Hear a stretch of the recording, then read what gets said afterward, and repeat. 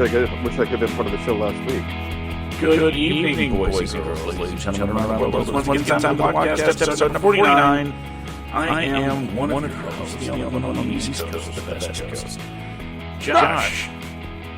Joining me as always are the two people from the wrong coast, Brandon and Kente. What is up, fellas? Actually, I'm from the East Coast. I'm backtrack, man. I'm from Los Angeles, and Los Angeles is the greatest city in the world. It's the greatest city in Los Angeles. I mean, Los Angeles is pretty damn dope. I mean, it's nearly completely unaffordable in most areas, but it does make up for it for, things that Jacksonville does not have, which is, culture. Yeah. God, it's funny. You know what? Jacksonville I'm about to crap on Jacksonville. Jacksonville hosted the Super Bowl, and they said it was the worst experience at Super Bowl ever. And mind you, the Super Bowl was in Indiana.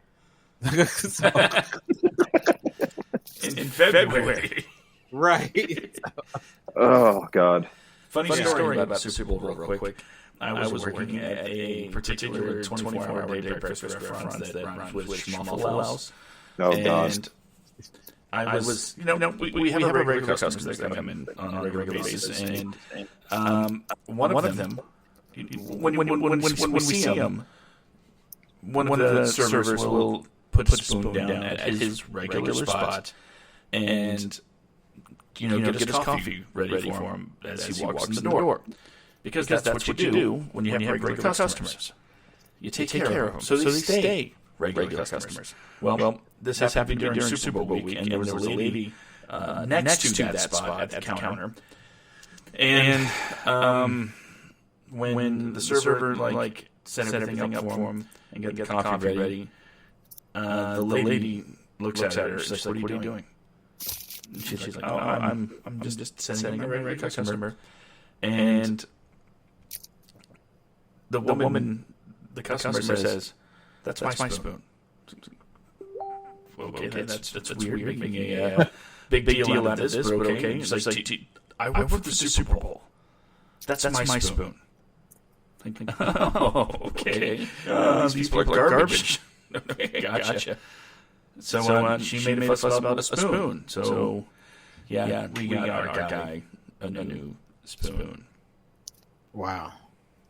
So do you think that was probably the precursor to Jacksonville making anyone that came there for the Super Bowl's life a living hell?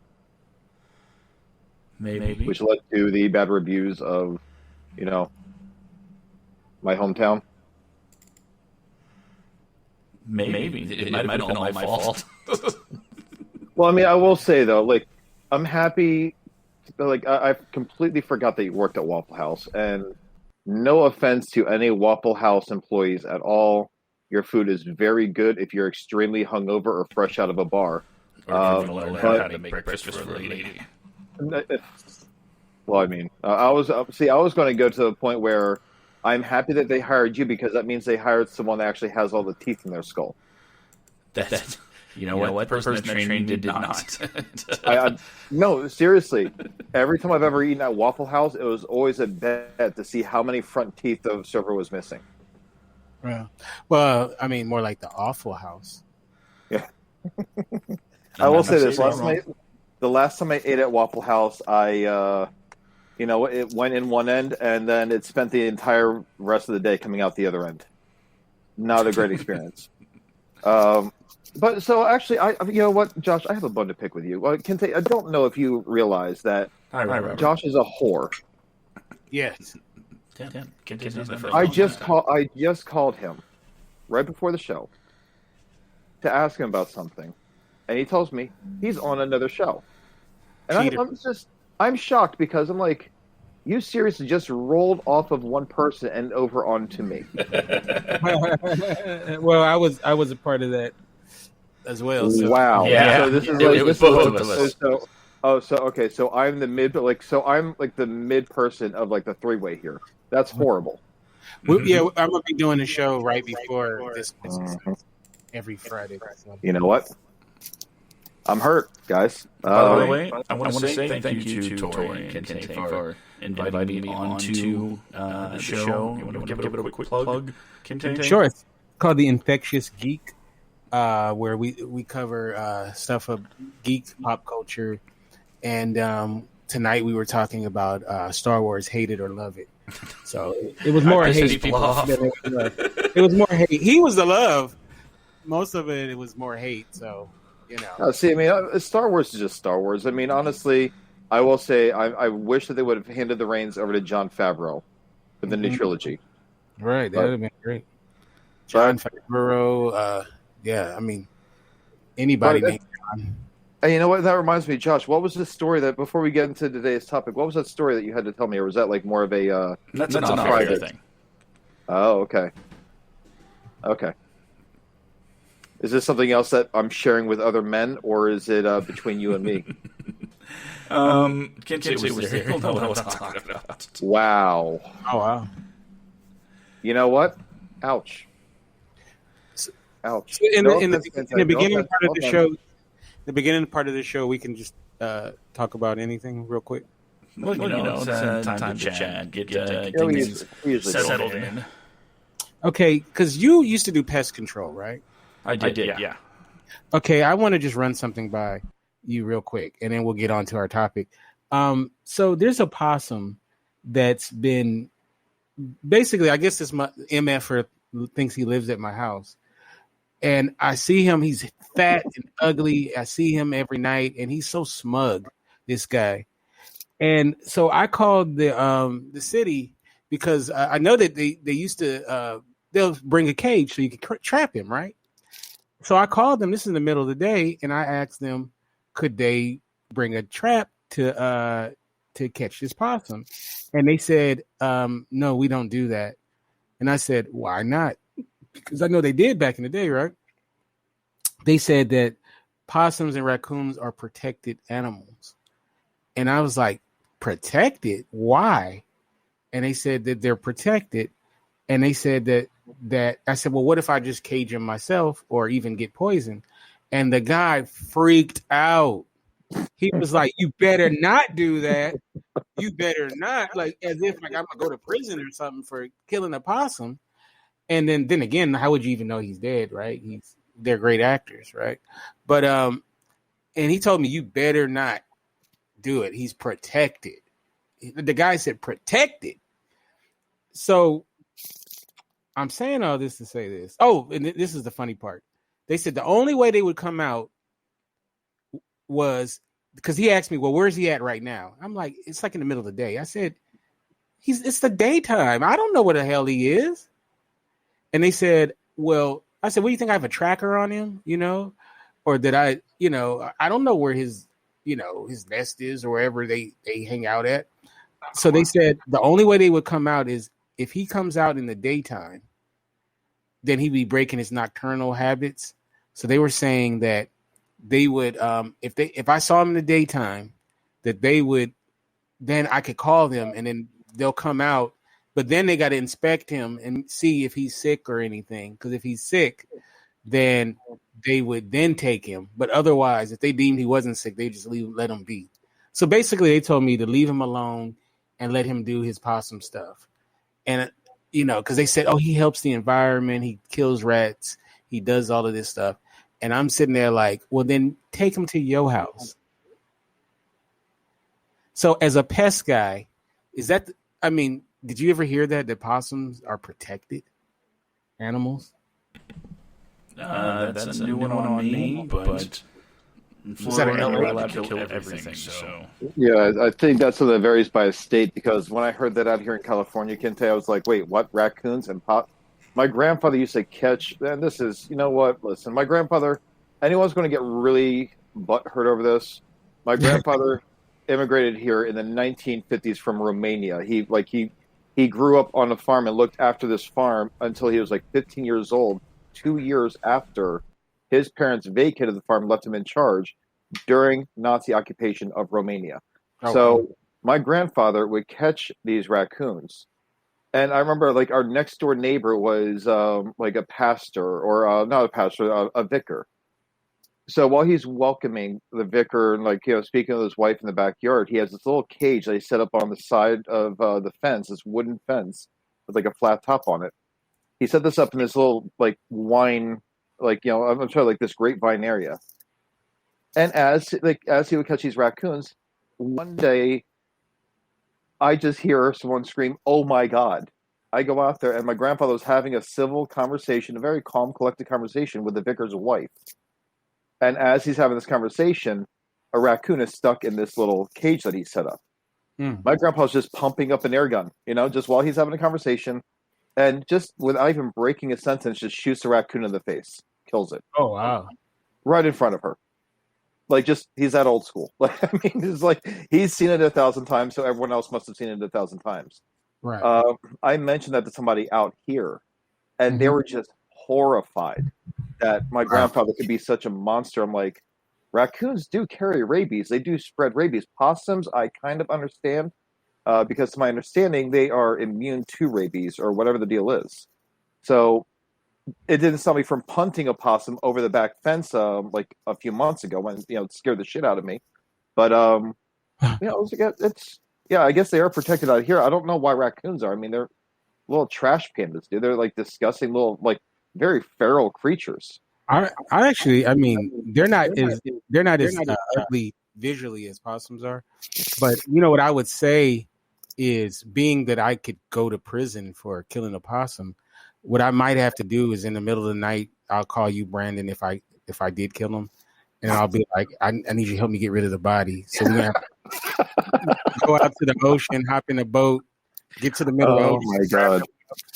And then tie him to a bunch of bricks so that the body, because if it surfaces, they'll do a DNA test and track me down, and they'll match up the dental records. right. Oh, listen, we're going to have a member of that horrific group PETA that's going to listen to this and tell us all about how we're monsters. Right. And I'm gonna go drop the possum off at their house and see how much they like. Just drop it off at PETA's front doorstep. Be like, hey, you killed enough animals. Here's another dead body to add to your list. Right. But anyway, yeah, God. Yeah, sorry I took you guys off. This whole episode started off in such a dark place. Sorry. No one. Yeah, but you're the pest guy. You're the pest guy, so I just got to fly you in, and then you'll take care of him, right? Yeah, that wasn't my forte. Yeah, Josh can be like John Goodman in Arachnophobia. There you go. Okay, let me ask you real quick, Josh. You're at my crib, and we're on the front porch, and then the possum comes out. How are you going to catch him? You're going to chase him, grab him by the tail, swing him around? How you? You're the pest guy. How do you do it? Okay, this is what I'm going to do. I'm going to be on the porch. Is there a chair on your porch? Yes. Okay, I'm going to go to the chair. Mm-hmm. Then I'm going to sit in it. Okay. And then I'm going to say, make me a sandwich. Okay. And I'll probably share it with the possum. I can see why you're not a pest guy anymore. Yeah, I was not good at that job. Apparently. And I flew you in for that. You know what? I flew you in. You're taking Greyhound back. Took a week to get back home. Right. Mm-hmm. Basically. Oh, my God. On your dime, but. Again, I'm going to perform a magic real quick. The reason we open, with our little personal stories and anecdotes is because we know you, our audience, are inclined to enjoy them because they can be humorous. And that's what tonight's show is about, knowing your audience. Right. Love it. Boom. Here we are. Now, if anyone is listening and you're a member of PETA, chances are you're kind of mad right now, which we failed. You're just simply not our demographic. So eat a cheeseburger. Got to cover that. Okay. All right. Knowing your audience. Well, can I give a shout out to Robert and Anna in our chat room, and I think Renee might be in as well. If you guys are in the chat room, say hi to us so we'll know and we can flash it on. And And yeah, I'm horrible with the comments. Sorry, Robert. I was not here last week, so I'm a little rusty with responding to comments. But hello, Waffle House is definitely a rite of passage in Florida, just like that horrific In-N-Out burger is a rite of passage out here in California. So, no, you're not missing anything. It's Whataburger or bust, honestly. We got Whataburger. I'm not really impressed. You know what's funny? I knew this girl that was from Texas, and I never heard of Whataburger, but she would mention it, how she missed it, and I thought she was saying Waterburger because she's Spanish, you know, she had an accent, and I was like, Waterburger, that sounds nasty. Is it Waterburger? Like you never had a Whataburger before? No. At this time, I never heard it. Waterburger. Oh, okay, you're asking me Waterburger. But no, I was like Waterburger. She was like, no, Waterburger. I'm like, why? Yeah, Waterburger. She said, no, Waterburger. Like she kept saying it was like who's on first. But then I finally found out it was Whataburger. So, you did that. You did the big no. You just started agreeing with someone because you didn't understand them. Right. So I have had Whataburger. Their shakes are great. No, their shakes are amazing. Unfortunately, my girlfriend, her introduction was in Albuquerque, New Mexico, and it was not the best location. I was trying to get her to try the one in Atlantic Beach, Florida, when we were there, like back in 2018, and it just did not fall on our itinerary for that visit, unfortunately. Much to her dismay, and then she got that one building. She's like, "This is what you're bragging about?" I was like, "This is horrible." It's like, "Well, the fries are burnt." I'm like, but you don't like the fries? She's like, "Well, no." It's like, "Well, they taste a lot like In-N-Out fries from this place." So I mean, straight cardboard. But yeah, so the demographic part. And Anna, hello. Robert, hello. And as far as everyone else, just a quick address to the audience. I think I've only missed one other show in the over a year now that Josh and I have been doing this. I know we've had some times where Josh and I had conflicting schedules. We just either did not have a show or it was a delayed show, but it's usually not with my absence in tow. But it's okay. Can't taste Mr. 45.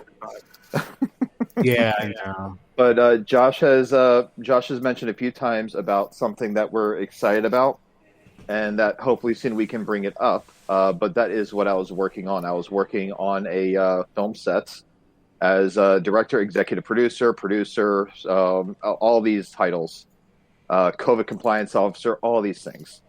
And there was just no way in hell I was going to make it to set the next day on top of working a night job and have them be back at work the very next day after I got done with the set. So it's good to be back. Anna, hello. And Robert, hello. And as Kente said, if anyone else is listening, by all means, jump on into the comments, address us, chime in. If you disagree, by all means, disagree with us. No, don't that tonight. Well, no. People can disagree. No, I just don't want people to be like that one guy. You don't understand. One guy that we had. That one guy that we had. We brought up a movie. We were not praising nor condemning it. This guy just went full self-righteous in the comments, and he was just like keyboard warrior status. Remember that guy? Like just flat out, like full on. Like this guy felt like he was playing Modern Warfare, and he was the winner. It's amazing how fast Block can take care of something. I'll tell you after the show about what I'm talking about. By the way, good Abbott Costello pool there, and dig it. So, knowing your audience, that's I think what we're talking about tonight. Yes. It could be the best fast food in the country. I don't know. I just work here. I'm not even supposed to be here today. Okay, so all of us behind these mics right now, we're all writers. Mm-hmm. We all have passion projects. We all have things that we work on as it's more like a job, right? Right. But I think the question is how do you know who you're writing for? Because in a specific screenwriters group on Facebook that Brandon and I are part of, the question gets asked more often than it should. How do you know when you're a writer? The short answer is when you start writing. The real question that people are wanting to ask themselves is, how do you know when you're a professional writer? And that generally has these questions when you start getting paid. But there is a little bit more nuance, and it has to do with tonight's topic. I think some of it has to do with knowing what you're writing for. If you have an audience in mind, you are maybe another step on your way to becoming the definition of writer that you're looking for. Does that make sense? Absolutely. I've written countless stories, screenplays, and things of that nature.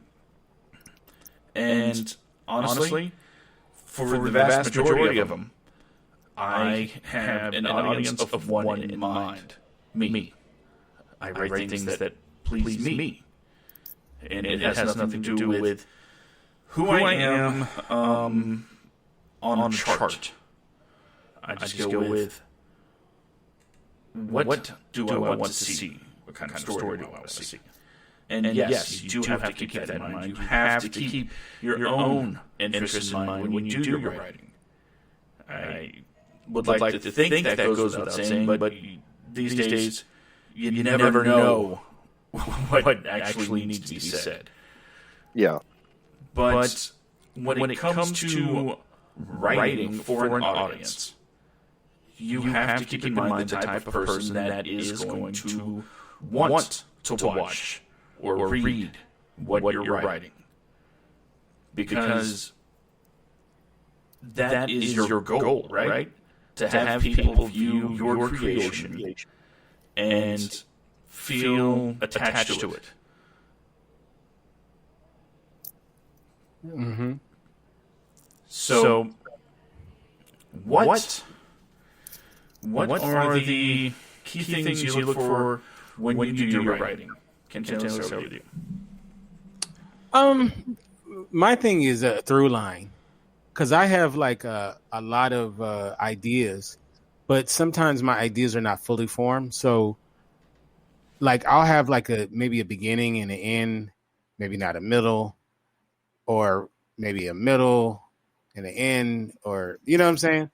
And I was looking for that through line that brings the story all the way to the end.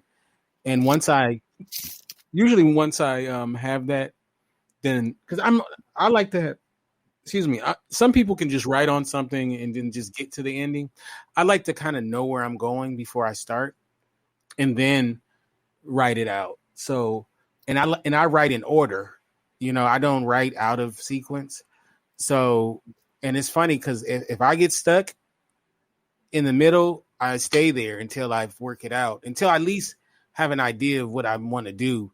I may go back and tweak. I mean, I'm going to, go back and tweak it. But so I'm looking for that through line, that thing that okay, I have a story, but does this story gets to the end? Like, I mean, how do I bring this all the way to a conclusion, or bring it all the way through, or what's really going on? So that's what I look for. Brandon, same question. Really, what I do is I always start with the characters. Now, I'm horrible at coming up with the bios for the characters. Of course, the plot has to be there, some kind of a rough story. And, Kente, as you said, like, the through line is a vital aspect of any kind of script of any length. You have to have the one line that carries you from the beginning to the very end. But one thing I get sick and tired of seeing in a lot of writings are stereotypes of different types of people. Amen. It's like we've had my cousin Ernie on the show. He is a very, very, very capable, very highly intelligent gay black man. And I have seen my entire life, just like gay characters or black characters being brought up in some kind of way. that just doesn't even remotely match him or his brother Errol, who is a very successful, senior officer in the Air Force. So that being the case, also women are usually like damsels in distress, and I like to kind of see the woman be what a woman is in an actual relationship as it is today, which is someone that you just don't mess with. My girlfriend is half my size. I'll tell you right now, when she is pissed at me,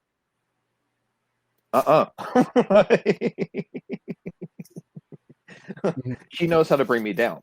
So I try to think of like strong characters, remove stereotypes and everything else, and actually have a legitimate crisis that can carry the story forward, something that really matters to the story, and less plot holes, less little subplots that really have nothing to do with anything related.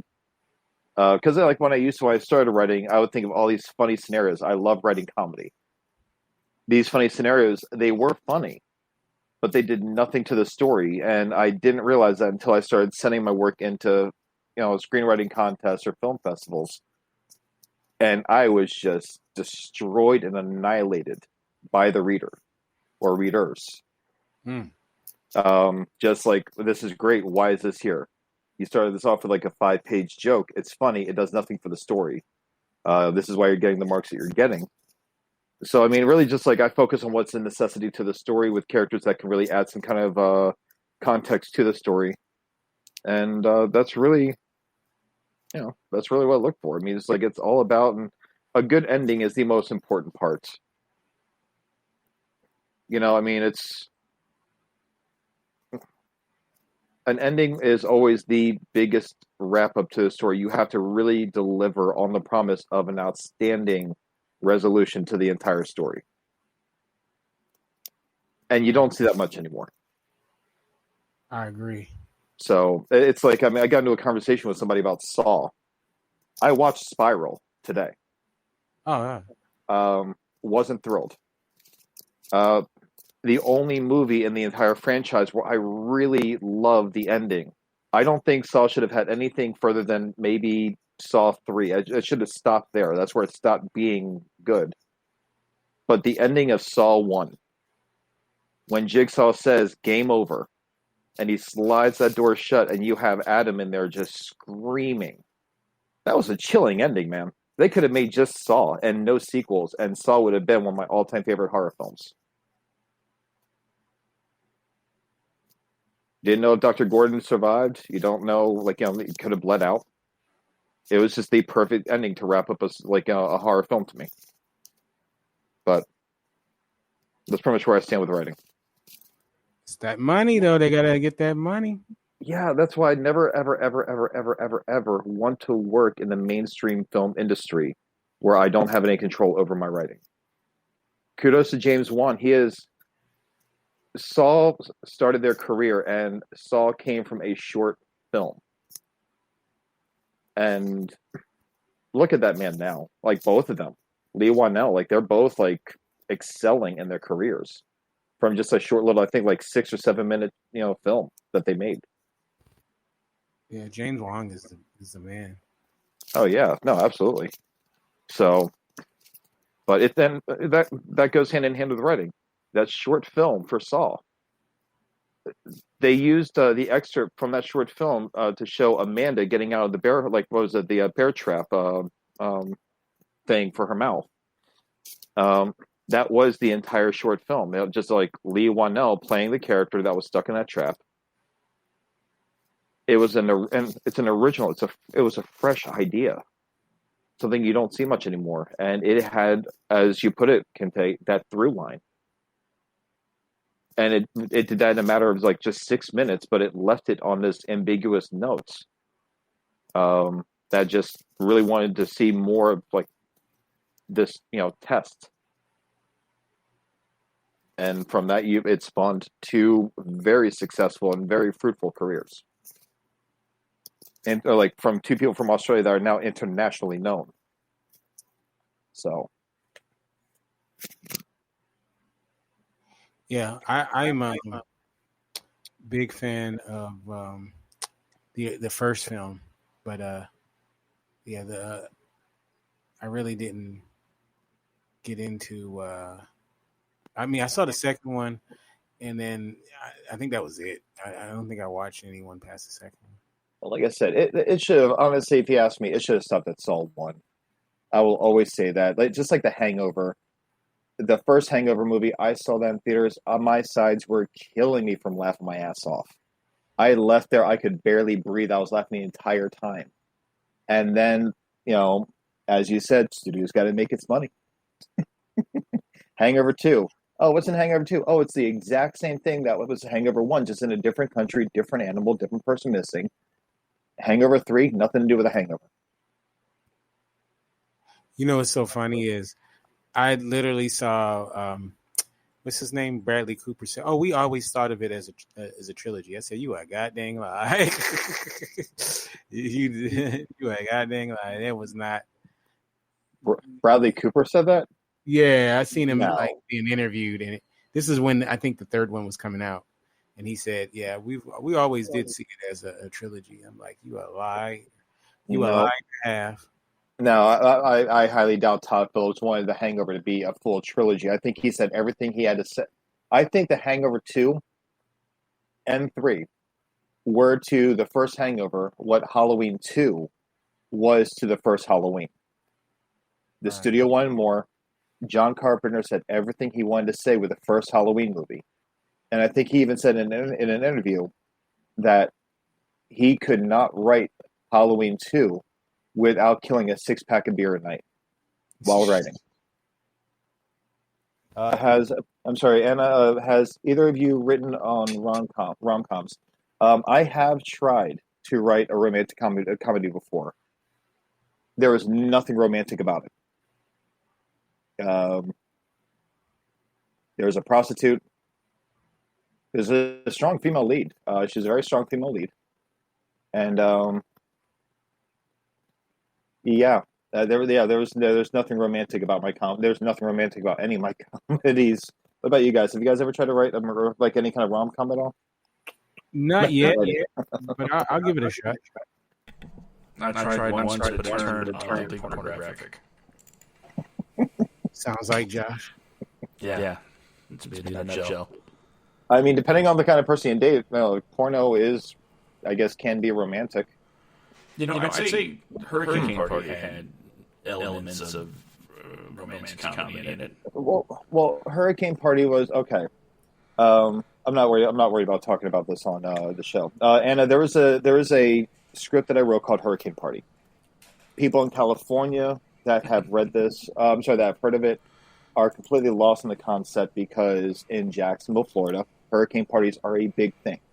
Hurricane's coming, you can't evacuate, or you're going to stick it out, or hunker down, as the news always says. You get some friends together, fill up the liquor cabinet, and you have a great time. So I wrote a script about a young couple. The girl is deaf with a cochlear implant.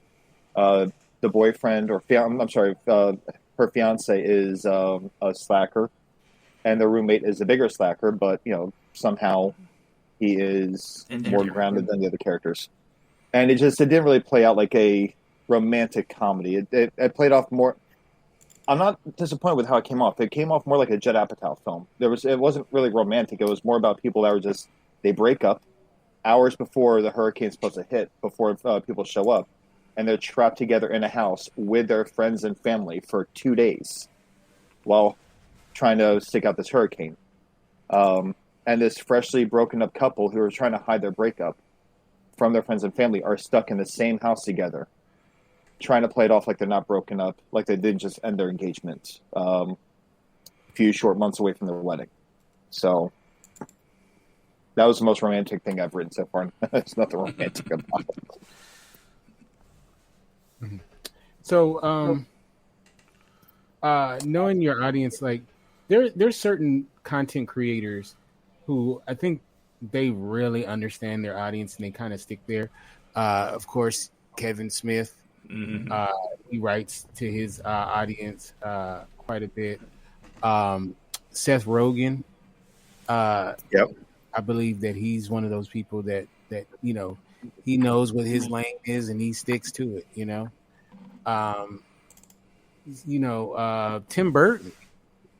I feel like Tim Burton kind of knows his lane. I mean, he's veered off a little bit, but for the most part, I think he's pretty solid in that. You know, now you have some people such as you have a guy like Donald Glover, who he's all over the map, right? But I love it though. You know what I'm saying? Like he's good at everything.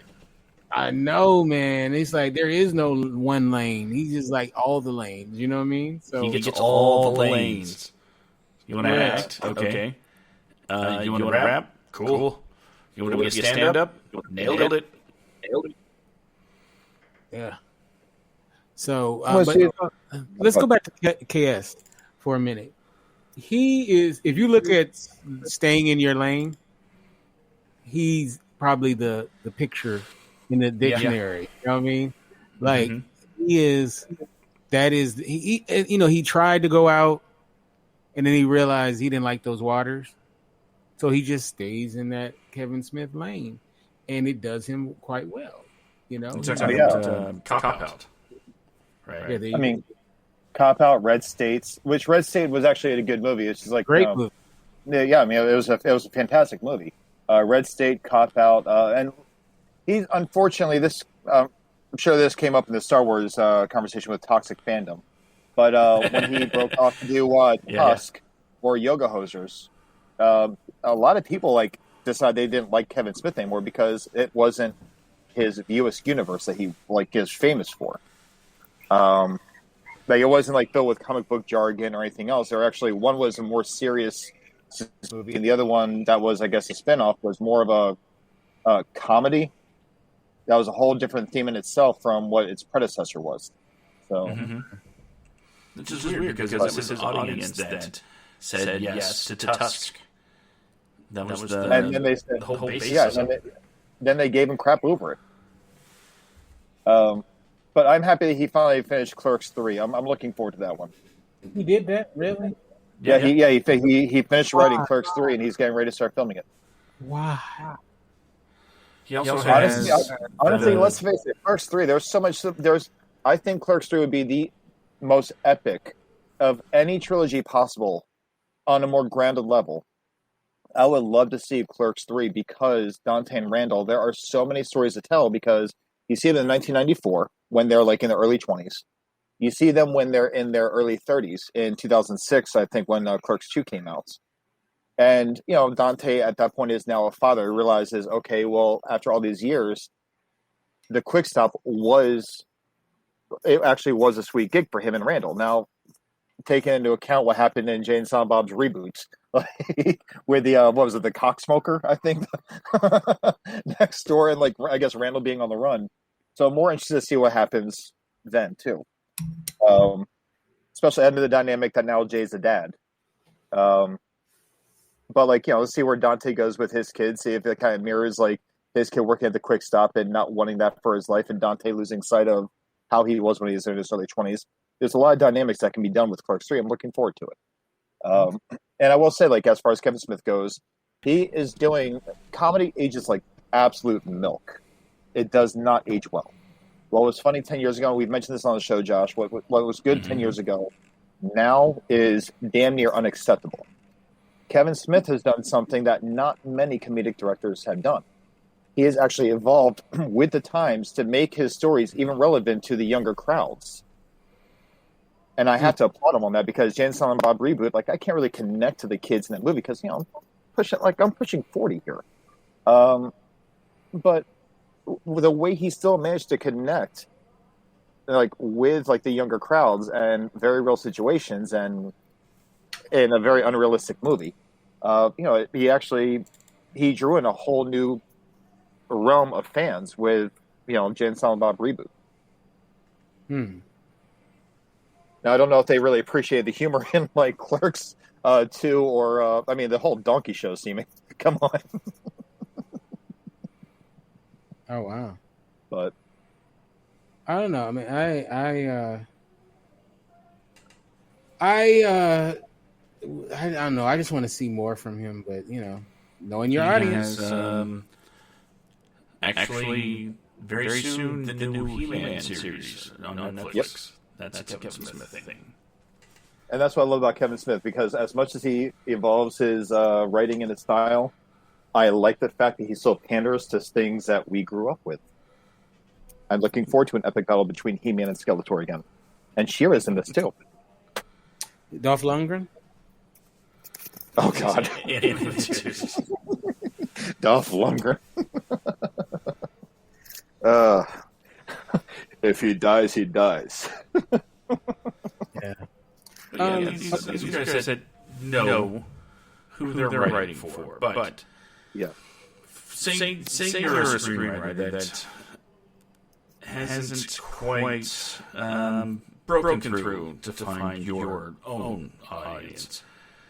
And you're trying to keep in mind the people that you want to not only read / watch / buy the thing that you're selling, but how do you target certain audiences? Because when you try to sell something to a studio or whoever, you're going to have to know exactly what you're marketing to. You're going to have to be able to pitch them that, hey, this is, what was it? This is a Quadrant 2 movie, right? Right. It's definitely going to be for this group of people, while others... hold on, let me explain myself quick. There's a term that is used when it comes to your demographics. Whether or not something's a 4-quadrant film, that means basically covering the 4 basic demographics. Men over 25, men under 25, women over 25, women under 25. The latter two, you'll find young teen romances and rom-coms and things like that. And for the initial two, you'll see more action, adventures, and superhero movies. And, that's basically what it breaks down to. 25-year-olds being the kind of divider, plus the sexes. The thing is, everybody wants a 4-quadrant movie. Everybody wants that movie that appeals to every quadrant, to every demographic. And that's not easy to do, but at the same time, it's not difficult to do. It's easy to emulate, but difficult to master. You don't see a lot of them. Well, see, the problem with demographics, though, is the fact that you can have a target demographic. But we are currently in an age right now where someone is going to find something to pick apart with what you write in the most brutal ways possible. It's always going, and it's always been like that. It's always going to be like that. Mm-hmm. You have movies that are being revisited from 10 to 15 to 20 years ago that are, I guess, being discovered by younger crowds, and they are just raging against these movies for their lack of propriety, despite the fact that culture before their existence was vastly different. So you can write something, and we can write like to a certain demographic. Demographic that I would cater to would be very much on par with loyal viewers of like South Park or like It's Always Sunny in Philadelphia. So like the males 25 and under. Well, I mean, South Park and It's Always Sunny. Like, there are still people that are about like our age that were the same age as the actors in It's Always Sunny when they came out in 2000, I think 8 or 9, somewhere around there. I forget what year it came out, but there are certain demographics with age, granted, but I look more for like humor. Now, as far as like a new writer that has never written anything, wants to break into the industry, wants to get something made, the best thing any new writer can ever do is just simply write what you know. Start with that. Write something that should always be the first rule of thumb for the very first thing you ever write. And if you don't know about it, then research it. If you want to write sci-fi is great because you can just make shit up. Like, I mean, science fiction. I think this is more along the lines of not writing your first screenplay, but trying to sell your first screenplay and knowing who it's catering to. Well, I mean, you can look into what is hot at that point in time. Right now, I guess zombies are making a comeback again because it's like zombies go in and out of fashion. I don't get it. It's like these things go in and out of fashion. When Twilight was around, vampires were a big thing, and like when like Underworld, like and they kind of fell off the face of the earth a little bit. But then certain shows come back and revitalize the need for shows or like movies rather, whichever. What we do in the what was it? What we do in the shadows, right? That's the name of the movie with Taika Waititi. Yeah. But you have these shows that revitalize these needs for the industry. So if you want to come in and break into the industry, you can easily research, like find out what is like the hot product, like what are people really looking for. And I would also make sure that you know that before you pitch it, you find out exactly what kind of stuff the producer you're pitching to likes to produce. Because producers don't just produce anything. They produce usually sometimes very specific genres. So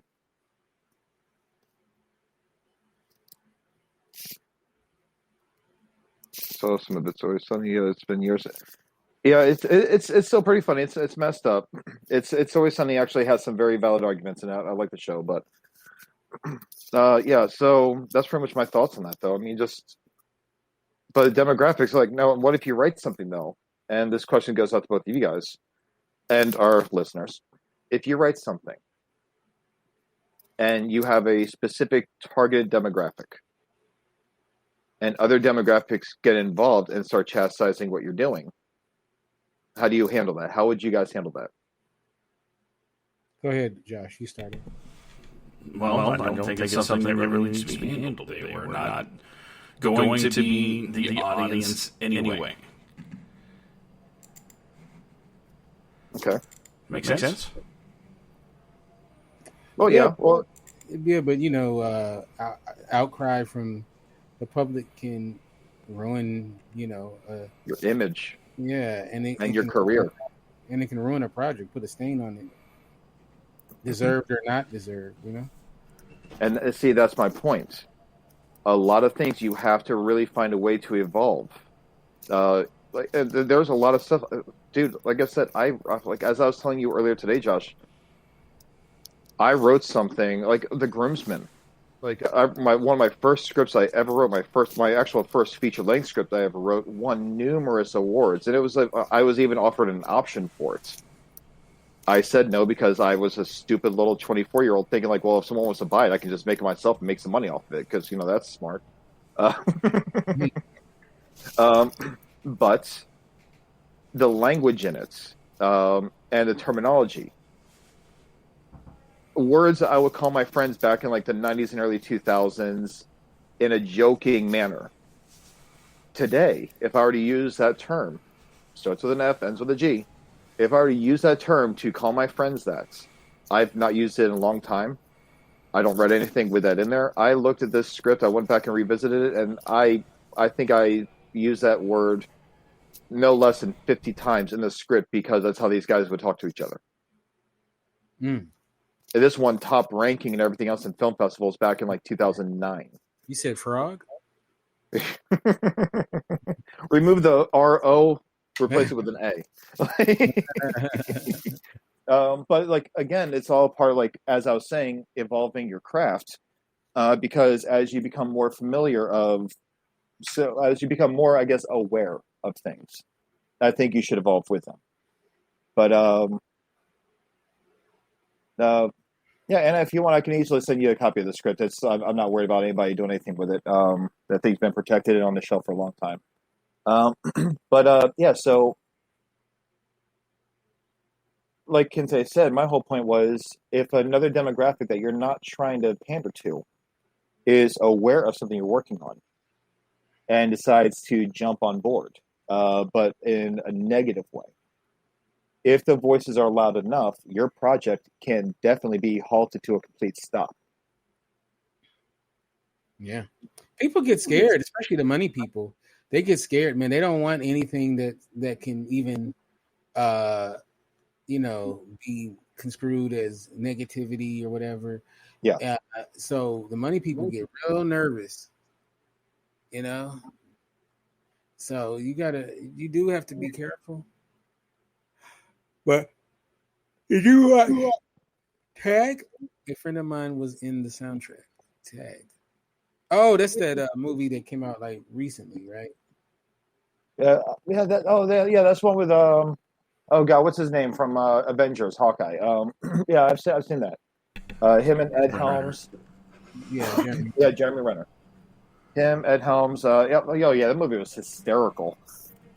This is a side note. He put out a rock single. I don't know if he put the whole album out, but he had a single that was out. Where he's singing. I did not know that he was a musician.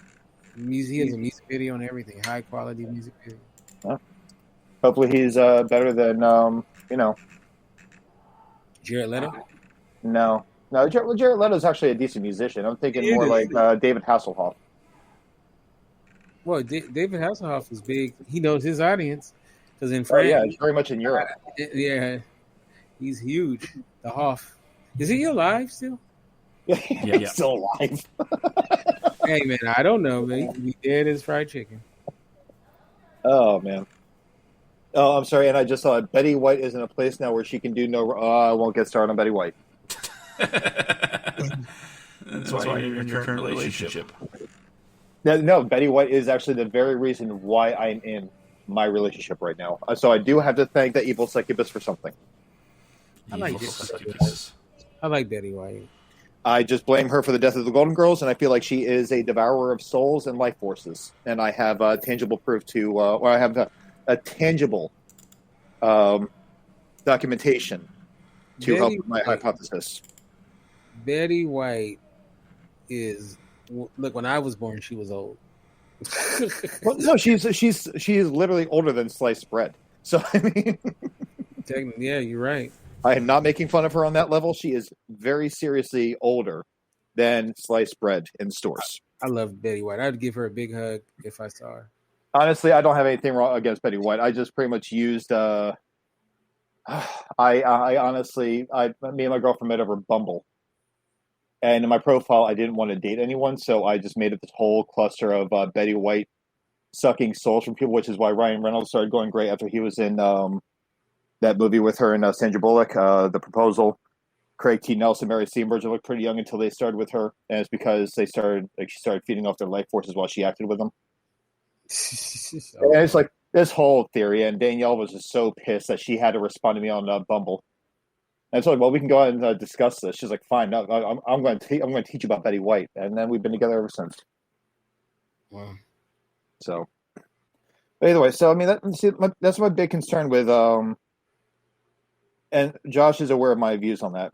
We tend to disagree on it, but those are my views very much on demographics because demographics don't mix well together at all. Not unless you're going like with the rom-com, as Anna mentioned, because romantic comedies, those people usually will watch comedies or watch romantic movies also. So they kind of mix, but you have to be careful of the kind of humors that you like, the kind of humor that you use in certain comedies, because again, humor doesn't age well. I think honestly, if it is a period piece kind of deal, which technically now the 90s are, when I feel old, could be considered a period piece. All right. So you have these movies where if the group watching these movies do not understand the culture that was around in that time period, they can tear you apart.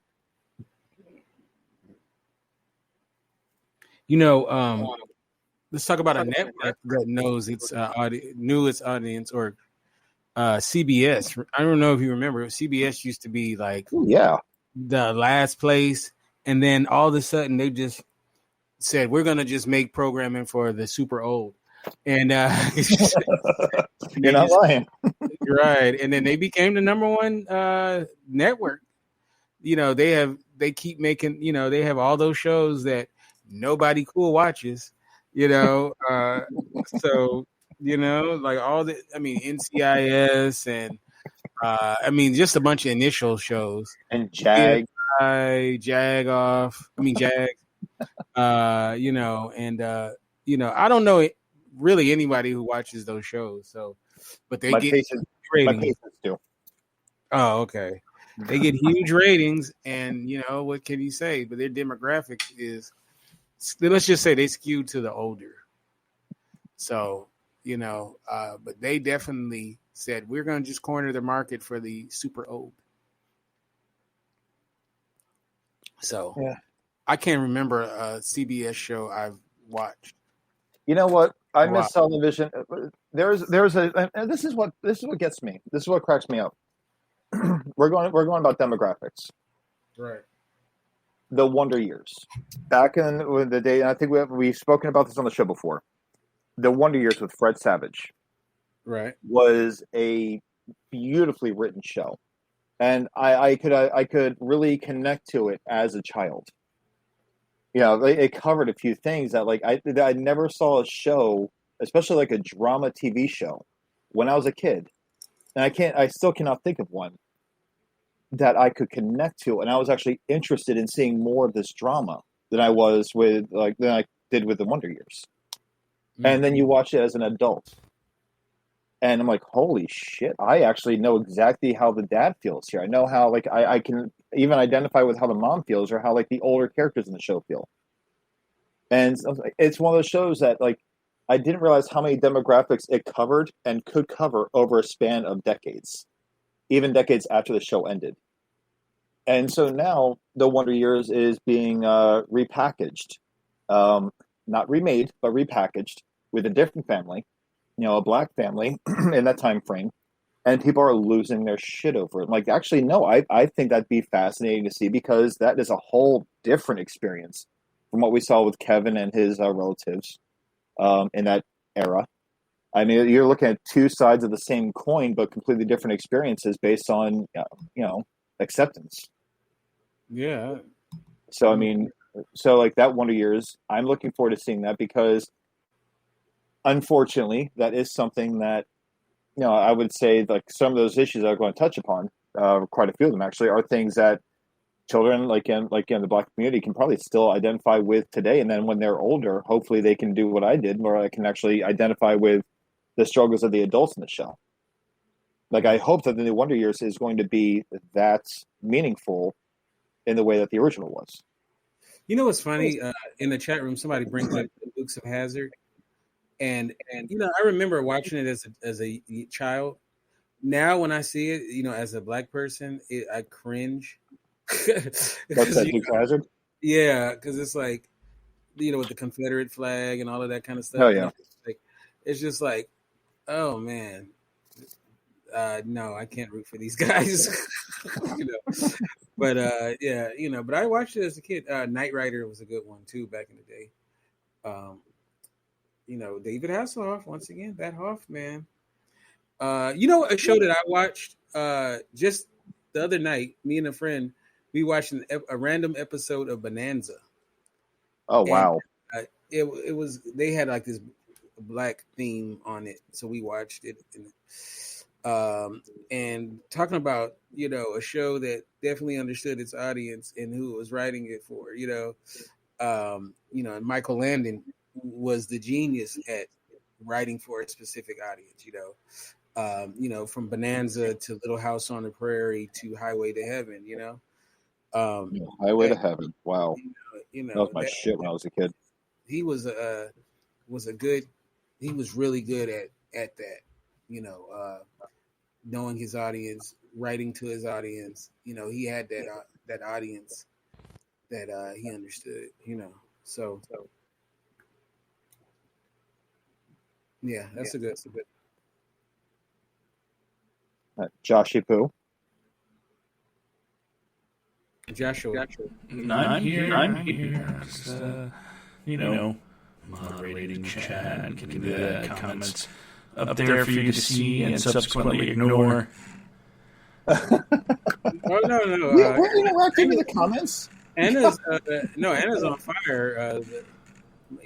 She agrees with me. Michael Landon made good work. Yes, and unfortunately died very young, just like Haas from. Yep. He died very young as well from Bonanza. Michael Landon, 3 pretty iconic shows. Oh, yeah. But as far as the whole demographic thing goes, I mean, it's one of those deals where I really don't think that I think that there is a planned demographic. There is a preconceived demographic that you think that you're going to write for. The reality is that you're not just writing for any one person. I think, Josh, as you said, you should write for yourself. Just be mindful of what you're writing, first off. Be very mindful and think very carefully, what will this do for me? Because you could be living the dream, but you know what? Nightmare is a dream, too. What kind of dream do you want to live when you get that script out there? That's true. Just going back to Michael Landon, I'm trying to think of other actors that hit 3 home runs with series. You know what I mean? Like, to have 3 straight up home runs. And I think all those series were long running. I guess one person that brings to mind is Elizabeth Moss. Elizabeth Moss had West Wing, Mad Men, and then also Handmaid's Tale. I mean, she's the only, like, that's one of the few people I could see who hit, like, 3 different series that are smash. They're all smashes. But I'm trying to think, who else could you think of that? And they're all right in her lane too. Those Bob Newhart. Bob Newhart. The Newhart. Then there was the Bob Newhart show. And then Bob. Bob. Those are kind of 3 the same, but okay. Yeah, it's all pretty much the same show, but they were different. All right, well, they were different names. Who else had the trifecta of shows? I'm talking about where they're all like smashes. Bill Lawrence is one of them. Who? Bill Lawrence, the creator of Scrubs, Cougar Town, and Ted Lasso. Oh, he's a creator, though. Yeah. Well, I mean, there's a lot of. He's a creator and writer. I mean, I think. Yeah. Oh, I got you. Okay. Yeah, there's a lot of creators that, Stephen J. Cannell. There's Michelle Pfeiffer's husband. Damn. Oh, I forgot she was married. I was hoping you would die so I could get my crack at her. Oh my God, he did The Practice. David E. Kelly. Sorry, Scott Bakula. Scott Bakula. He had Quantum Leap. He had that Star Trek Enterprise, and then I like Men of a Certain Age. I think that's a great show. But is that the one you were thinking of as the third for him? I think so. Yeah, those were great shows. Yeah. Yeah, but it's very few people that had 3 like killers. Oh yeah, no, it's not common. Like, I mean, but the thing is, like, Michael Landon had the benefit of being involved with acting, writing, directing, everything else since a younger age, dating back to Bonanza. Right. Because you can see, like, he was someone that was groomed by his art. Right. Like, he was groomed by people he started with, which most of them were actually very upstanding people. But he, not just that, but he also his passion for, like, for creating, and also his passion for people as well. Because, to my understanding, he was very, very, like, into, like, his fans, and he was a very humane person. But yeah, like, so with him, like, he had that whole experience where he grew up with that kind of stuff, like, grew up in the industry with that kind of stuff. You know who's almost there? Who? Is Bryan Cranston. Oh yeah, he has Breaking Bad. He has Man in the Middle. I mean, he was on Seinfeld, but not enough to count that one. His new show is really tight. Doesn't count. Right. Okay. He's almost there. I like this. Sorry, guys. I like this question. It just came. Josh, I guess you just put it up there. Does good writing supersede demographics? Yes, it definitely does. Absolutely. There is a way to write what you're thinking. In my mind, and you can even write something that would be offensive. but you can write something where people will watch this and like, oh, okay, that is actually pretty funny. You know what studio has basically mastered this? South Park. Disney. Right. Oh yeah. They it's very specifically Pixar too, because they make films that cover every aspect of life and every demographic possible. You watch it as a kid and you're like, ooh, it's a story told simply enough that a child can understand. But when you watch it as an adult, just like when you're watching old cartoons, right? You're like, how did my parents let me watch this with some of the, subtle innuendo that was put in there for the grown-ups? So when you can cover all of your bases with good writing, you're basically saying demographics don't really matter as long as the story is universal. But I think the trick is to get that universal story. And some people aim for they call it the 4-quadrant movie. They want the 4-quadrant film because that's going to be naturally the one that attracts the most money. It doesn't always work.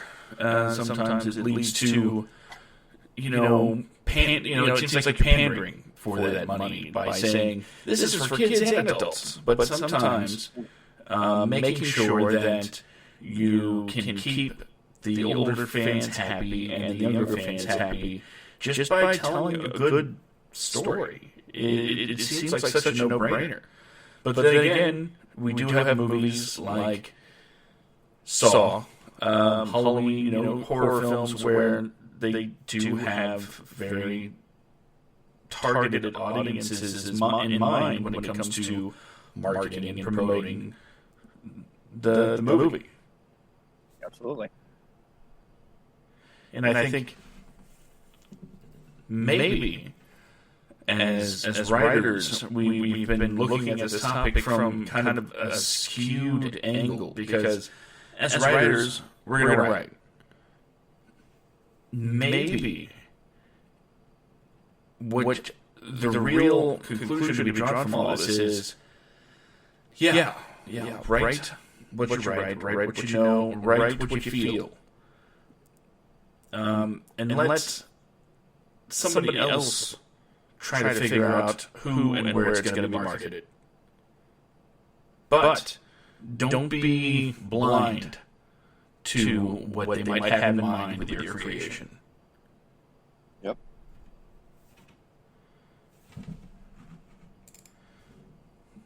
I think did pretty good there. I think you did pretty good. Thank you. Yeah, you're welcome. And actually, Lilo and Stitch, I will say, Anna, you're right with Lilo and Stitch. That was definitely a great example of a movie that could actually reach numerous demographics. The older generation, older crowd, and everything else, dealing with a young child, reaching young children that feel like they're not really, feeling like they're outcasts and all that stuff. I mean, it really did touch on a few different things. And the whole theme of that movie, which was just loneliness in general, and the need to belong. I mean, my God. Looking back, that is such a depressing but beautiful movie. Right there next to Wall-E. Moana, I have my issues with Moana. That's the weird thing about Wall-E. It's a sad movie, not because of really the story, but because of the implications of what has happened to humanity. Oh yeah. Well, I mean, we're already halfway to Wall-E right now if we keep it up with the dependency on the digital age. But don't forget to keep tuning in every Friday night for the WADcast. Yeah. Available right now in the information age. But yeah, it's the things that they did say in Wall-E that make it really sad. The storytelling, the visual storytelling, and it's almost on a different level than a lot of the other movies from the same studio. Absolutely. I mean, it's one of those movies where, like, I feel like I could watch it and I could either dye my hair black, put some eyeliner on, do like a comb over one of my eyes, and listen to some screamo music and completely get it, or I could just watch it as, like, you know, how I look right now as a grown ass man and be like, okay, well, this is still a really good movie. It's touching. And let's not forget the best opening to any animated movie, family movie, Up. Worst. I said worst, best. It was such a beautiful, beautiful opening. Yeah. As someone who knows what it's like to lose a significant other, I will tell you right now, I saw that in theaters with my niece, and she asked me, she was like, "Are you okay?" I was like, "Oh yeah." A little dusty in here right now. Was not expecting that movie at all. Like, anyway. But no, it's like, but that appealed to adults of all ages. You know, and it definitely appealed to kids. I mean, like the little kid, like, you know, forgetting to dig the hole, like, you know, before he pooped. Mm-hmm. But yeah. Let's see. I turned off the TV in 2011, stopped gaming. I went in via the comments on YouTube once I found someone I could relate to who was responsive. And there we go. Responsive and kind with his comments. Through him, over 500 friends were made, and a show that ran over 5 years was born within. That's awesome. It's like, that's the thing. Like, I mean, and that's the other part about, like, writing. I've got to say that he said one thing in there that I agree with: turning off the TV. Like, Josh, do you know how hard it is for me to watch a TV show? Yes, like it's frustrating. Yeah, I'm sorry. Like, I don't watch TV. And it's not because I'm not interested in shows, but it takes so much for me to be interested in a show. But mainly, I don't watch it because I want to try to write something as original as possible without borrowing from something else. So far, it works fairly well. I mean, you know, like our current project, although it follows a similar structure to another show, it is something that I have not seen at all in the industry. Like, as far as on TV at all, it's like an actual story that I have not seen done in, like, you know, in that field that takes place. So.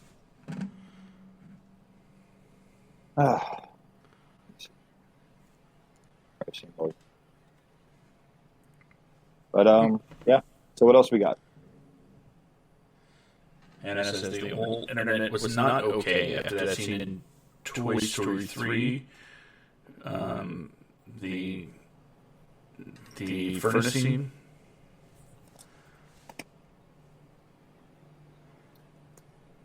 I'll tell you right now. Okay, and the whole internet was not okay after the Thanos snap. Yeah.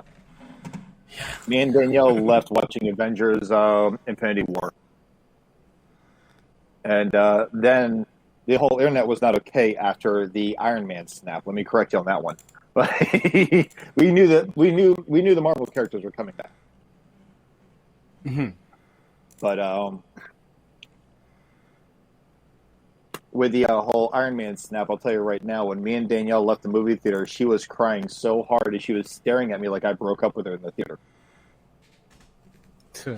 All the way out to the car. And I even begged her to stop staring at me like that because I was getting some of the dirtiest looks from people. Because it looked like I made her cry over something. And I was like, could you please stop?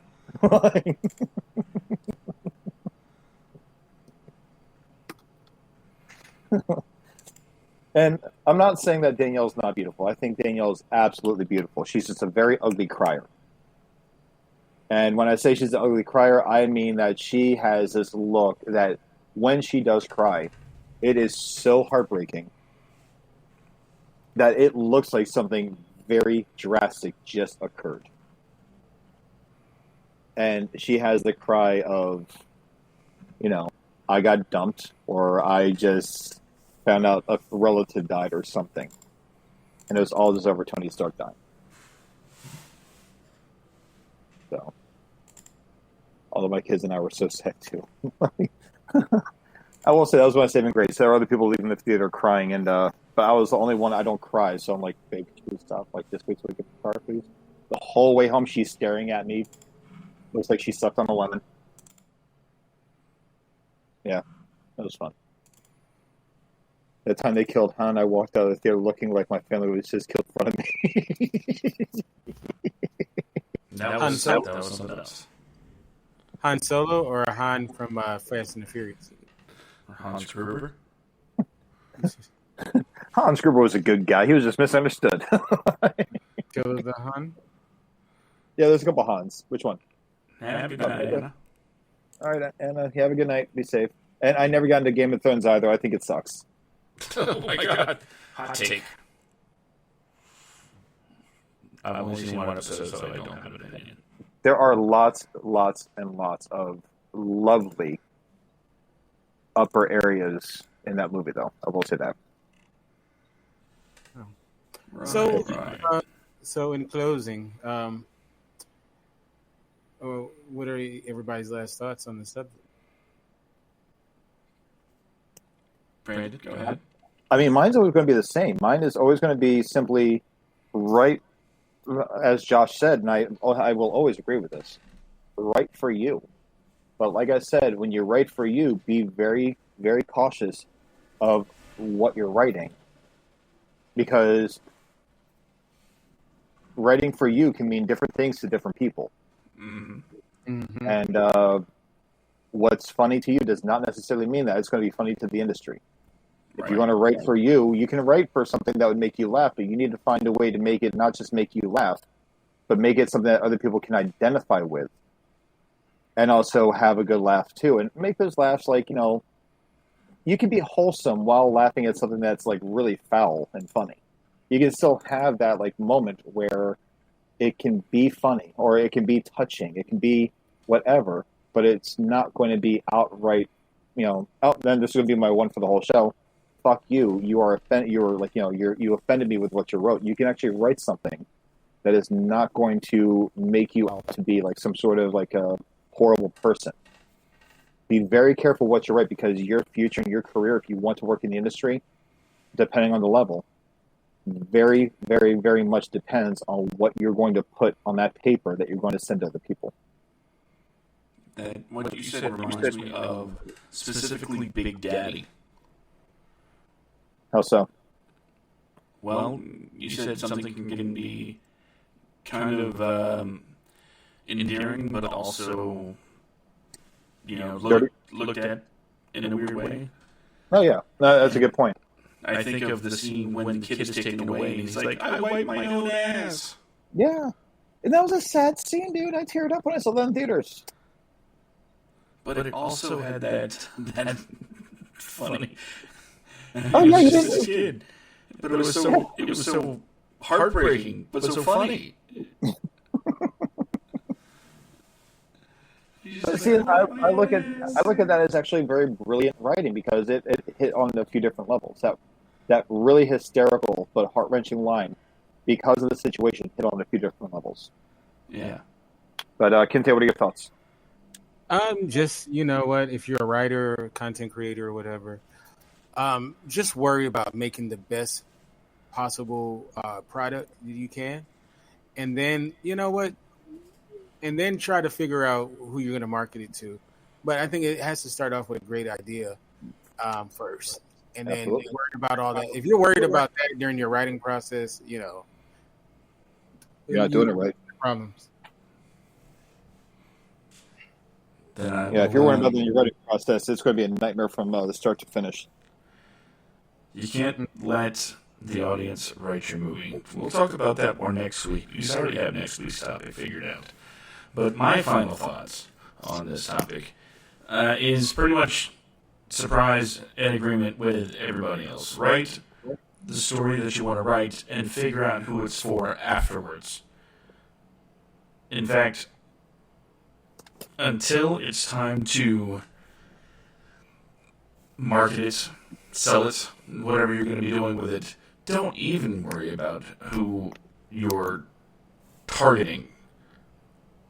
When it's done, when you have your, 16th final draft, however many times it takes you to get there, because as we were talking about on the show we were just doing before this, Kente, artists have a hard time letting go and finalizing their work. Oh, yeah. So once you get to that draft, once it's ready to get into somebody else's hands, you should know who the target audience is, but not before then. Because if you do it before then, you're just opening yourself up to try to please a bunch of people that you don't know. Right. And try to give them something they want. And it's hard to give something to someone if you don't know them. Yep. So, Agreed. There's that. So, before we get out of here, Kente, I know you do a podcast or two. You want to throw out some social media and plug some shows? Sure. You can get me at Kente F on Twitter, Kente Ferguson, Fergerson, at on Instagram, and of course the website is indyradio.org. That's INDY radio.org. And every Wednesday at 6 p.m. Pacific, 9 Eastern, we have our show Men and Women Talk, the Mars Venus Show. And also right before this show at 6 p.m. Pacific, 9 Eastern, we have the Indie Geek Show, which hosts Tori Rush. So a lot of good things. Hopefully you guys check us out on indyradio.org. Brandit, which you don't understand the reference because you're still in the second century. Yeah. Why don't you tell us how we can find you and the WADcast on social media? Well, apparently not. Apparently you can't find me on the Indie Geek Show. That'd be awesome. Mm-hmm. Oh, there. No. Joking. No, you can actually you can get me on. I would say Facebook right now. That's not going to be possible for another 17 days till I'm out of Facebook jail. Which demographic. But you can reach me on Instagram, bjacksman82. You can also find me find our page on Instagram, instagram.com/the WADcast. Same with Facebook, facebook.com/the WADcast. You'll know both profiles by that little black picture that has a white banner in it with the word WADcast in it. So go check our page, like our page, both of them, follow us. We do update and post random stuff on both of them once in a while. And that's where you can find me. Other than that, that's really all I've got. Josh? Well, as always, you can follow me on Twitter at SkitComic. I don't do a whole lot of tweeting, but when I do, I try to make it important. But at the very least, you'll be able to know when we go live each and every week right here at 10 p.m. Eastern, 7 p.m. Pacific on the WADcast Facebook page as well as the Spreaker page. If you're listening to us in download form, don't forget to rate it, review it, let people know what you think about the WADcast, and help us move up in the algorithms. So when people want to hear talk about movies and film production, we're going to be right there at the top, and they only know about us if you tell them about us. Also, you can follow us in Core Studios. That's the little thingamabobber that I run that puts out podcasts. Unfortunately, things have been a little light on the podcasting department, but we do keep up with the podcast, so we're going to keep keeping up with the WADcast and hopefully have some more shows joining the lineup very soon. You can follow the WADcast at WADcastPod. And where is it? The WADcast. Well, you can follow the WADcast. You'll know it by the logo, just like Brandon said. Anywho, I want to thank each and every one of you for joining us tonight, especially Reverend Anna. Glad you could join us here live, because this is what we do on a weekly basis. Friday nights, our WADcast nights, And hopefully you'll keep joining us in the future. In the meantime, I am going to play the music and give you the message. All right, boys and girls, you know what time it is. It's time for me to kick you in the butt, figuratively speaking. If there's something you want to do, remember the only thing standing between you and your dreams is you. You're the only one that can get you off your keister and put it behind here. Make your art, write your script, make your movie, do whatever you need to do today. Not, I'll do it in the morning. No. Start it tonight. Get out your pen, get out your paper, get out your laptop, whatever you are going to try and do, just start doing it. Because tomorrow is not guaranteed. Do it now. Until next week, I'm Josh, that's Brandon, that's Kente. This has been the WADcast, episode number 49. Next week, number 50. We'll have an announcement on top of that, too, because I don't think I know what it is. So until next week, good night. We're going to be covering the movie 50 First Dates. God. No?